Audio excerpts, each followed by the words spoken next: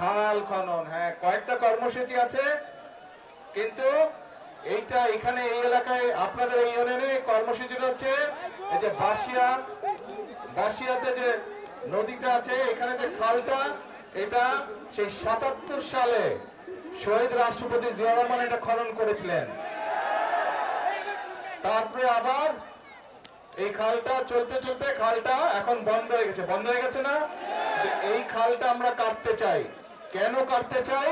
এই খালটা যদি আমরা কাটি, এই খালটা কাটলে প্রায় ৮০,০০০ কৃষক প্রথমত সরাসরি উপকার হবে, আর এই ৮০,০০০-এর বাইরে আরো ১.৫ লক্ষ কৃষক পরোক্ষভাবে উপকৃত হবে। তাই এই খালটা কাটলে আপনারা যারা যাদের জমি জমা আছে এই খালের দুই পাশে, এই ফসল যে উৎপাদন হয় প্রায় ৭,০০০ মেট্রিক টন ফসল বেশি উৎপাদন হবে। প্রিয় ভাই বোনেরা, শুধু এই খাল না, সারা বাংলাদেশে এরকম অনেক বাসিয়া খাল আমরা খনন করব।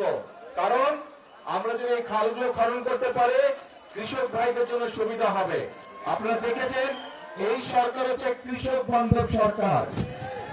আমরা মনে আছে এই যে নির্বাচনের সময় যখন এসেছিলাম, তখন আমি বক্তব্যে বলেছিলাম যে বিএনপি সরকার গঠন করতে পারলে আমরা কৃষক ভাইদেরকে কৃষি কার্ড প্রদান করব।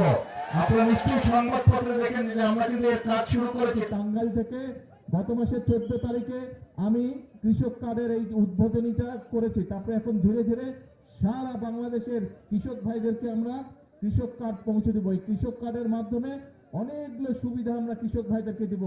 তাদেরকে ঋণের সুবিধা দিব, তাদেরকে সার বীজ কীটনাশকের সুবিধা আমরা সরকার থেকে সরাসরি দিতে পারবো। আর সবচেয়ে বড় যে সুবিধাটা, তারা বছরে ২৫০০ টাকা পাবে, যেটা দিয়ে তারা নিজেরা কীটনাশক ওষুধ বলেন, বীজ বলেন, এই জিনিসগুলো তারা সরাসরি কিনতে পারবে। সরকার থেকে সরাসরি আমরা তাদেরকে এই অর্থ সাহায্যটা করব।